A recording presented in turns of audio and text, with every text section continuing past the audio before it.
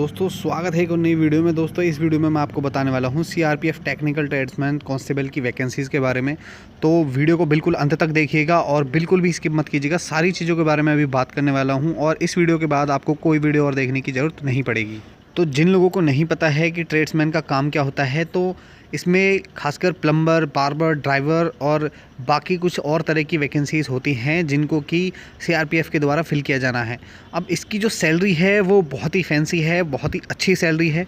इसका जो पे लेवल है 21,700, जो कि कांस्टेबल का होता है, दिल्ली पुलिस कांस्टेबल का भी यही होता है। तो आप मान के चल सकते हो ग्रुप सी की ये पोस्ट है। तो आपकी जो सैलरी बनने वाली है, सबसे पहले मैं आपको सैलरी के बारे में इसीलिए बता रहा हूँ कि आपको थोड़ी सी मोटिवेशन मिले और आप बाकी चीज़ों के बारे में फिर थोड़ा और ध्यान दें, क्योंकि जिन लोगों को किसी भी कंडीशन में एक जॉब चाहिए उनके लिए वरदान साबित हो सकती है।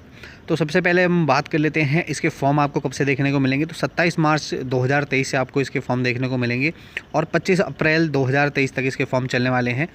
उसके बाद हम बात कर लेते हैं इसकी एग्ज़ाम डेट के बारे में। और एक बहुत अच्छी बात यह है कि इन्होंने एग्ज़ाम डेट भी पहले ही जारी कर दी है। तो 1 जुलाई 2023 से आपके एग्ज़ाम चालू हो जाएंगे और 13 जुलाई 2023 तक आपके एग्ज़ाम्स चलने वाले हैं। अब इनमें कुछ बदलाव भी हो सकता है, अगर फॉर्म्स ज़्यादा भरे गए तो ये थोड़ा आगे भी खींच सकते हैं। बाकी डेट जो स्टार्टिंग डेट रहेगी एग्ज़ाम की वो 1 जुलाई 2023 ही रहने वाली है। अब इसके बाद हम बात कर लेते हैं फ़िज़िकल के बारे में। तो फ़िज़िकल के लिए जो कैंडिडेट्स क्वालिफ़ाई करे जाएंगे वो 8 टाइम्स यानी कि 8 गुना कैंडिडेट्स क्वालिफ़ाई करे जाएंगे जो मेरिट के बेस पे। इसके बाद इसका जो स्टेप है, थर्ड स्टेप है, वो है ट्रेड टेस्ट। ट्रेड टेस्ट में आपकी स्किल्स देखी जाएंगी, जैसे कि कोई प्लम्बर हो गया, बार्बर हो गया, या कोई इलेक्ट्रिशियन हो गया, या ड्राइवर हो गया। और उसके बाद जो फाइनल स्टेप होगा वो होगा मेडिकल एंड डीवी। अब इसकी कुछ इंपॉर्टेंट डिटेल्स के बारे में बात कर लेते हैं। तो यहाँ से वीडियो को बिल्कुल भी स्किप मत कीजिएगा। अब एक एक पॉइंट को यहाँ पे आपको ध्यान से सुनना है। सबसे पहले हम बात कर लेते हैं आपको सर्टिफिकेट कौन कौन से चाहिए होंगे एग्ज़ाम देने से पहले और एग्ज़ाम के बाद आपके डीवी के टाइम पे। तो सबसे पहले आपका डोमिसाइल सर्टिफिकेट मस्ट होना चाहिए, क्योंकि ये जीडी की तरह ही और एमटीएस की तरह स्टेट वाइज वैकेंसीज़ हैं। तो आपका जो डोमिसाइल सर्टिफिकेट है वो ज़रूर होना चाहिए आपके पास। इसके बाद आपके पास कास्ट सर्टिफिकेट होना चाहिए, वो भी सेंट्रल का बना हुआ होना चाहिए। आपके स्टेट का कोई भी कास्ट सर्टिफिकेट वैलिड नहीं माना जाएगा। इसके साथ ही आपके पास 10th मार्कशीट और उसका जो आपका सर्टिफिकेट होता है वो भी आपके पास होना चाहिए। उसमें आप ये देख लीजिएगा कि आपकी जो 10th की मार्कशीट है और आपके आधार कार्ड में जो डेट ऑफ बर्थ है उन दोनों में कोई भी डिफरेंस नहीं होना चाहिए। अब बात कर लेते हैं ये सर्टिफिकेट्स की जो क्रूशियल डेट्स हैं, यानी कि कितनी तारीख से पहले आपका सर्टिफिकेट बना होना चाहिए। तो एग्ज़ाम फॉर्म भरने की लास्ट डेट यानी कि 25 अप्रैल से पहले पहले के सारे सर्टिफिकेट्स आपके पास होने चाहिए। अब इसके बाद हम कुछ और इम्पोर्टेंट डिटेल्स के बारे में बात कर लेते हैं, जैसे कि आपकी जो एजुकेशन क्वालिफ़िकेशन है। आप सभी लोग जानते हैं 10th क्लास ही मांगी गई है, तो आपके पास 10th क्लास होनी चाहिए। 10th क्लास में आप लोगों की रैंक क्या है वो बिल्कुल भी मैटर नहीं करती है, चाहे आप 3rd डिवीज़न से पास हों, चाहे आप 2nd डिवीज़न से पास हों, इससे कोई भी मैटर नहीं है। अभी आपको एक और इम्पोर्टेंट डिटेल मैं ये बता देता हूँ कि जो इसमें ड्राइवर की वैकेंसी है उसके लिए आपके पास हैवी मोटर व्हीकल का लाइसेंस होना चाहिए। एचएमवी अगर आपके पास है, और इसमें जो इस वैकेंसी में ड्राइवर की वैकेंसी के लिए थोड़ी एज में भी छूट दी गई है।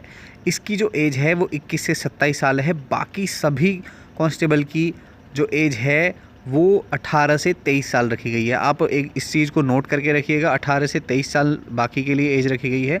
जबकि जो ड्राइवर है उसके लिए आपके पास सबसे पहले एचएमवी होना चाहिए, यानी कि हैवी मोटर व्हीकल लाइसेंस होना चाहिए। उसके अलावा आपकी जो एज है उसमें भी काफ़ी छूट दी गई है। 21 से 27 अगर आप जनरल कैटेगरी से बिलोंग करते हो तो आपकी एज 21 से 27 होनी चाहिए। वहीं ओबीसी के लिए आप 30 साल और SC ST के लिए आप 32 साल तक ड्राइवर के लिए फॉर्म डाल सकते हो। तो इसके अलावा अगर आपके दिमाग में कोई भी अभी क्वेश्चन बाकी है तो आप लोग मुझसे कमेंट्स में पूछ सकते हो। बाकी एग्ज़ाम सेंटर्स के बारे में मैं आपको बता देता हूँ कि ऑल इंडिया इसके एग्ज़ाम सेंटर्स रहने वाले हैं। तो अगर आप लोगों को अपनी पसंद का एग्ज़ाम सेंटर चाहिए तो आप लोग फॉर्म जल्दी से भर दीजिएगा। लास्ट डेट का इंतज़ार बिल्कुल भी नहीं करना है, क्योंकि लास्ट में आपको अपनी मनपसंद का सेंटर नहीं मिला तो आप लोगों को परेशानियों का सामना करना पड़ सकता है एग्ज़ाम के टाइम पे। बहुत सारे बच्चे ऐसे भी होते हैं, इस वजह से उनका एग्ज़ाम भी कई बार छूट जाता है अगर आपका जो सेंटर है वो आपके घर से काफ़ी दूर है तो।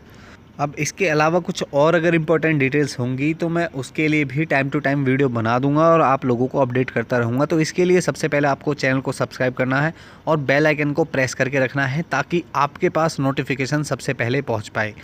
तो इसी के साथ वीडियो को यहीं पर एंड करते हैं। बाकी आपके दिमाग में कोई भी क्वेश्चन बाकी है तो आप लोग कमेंट्स में पूछ सकते हो, मैं सभी का आंसर देने की कोशिश करूँगा।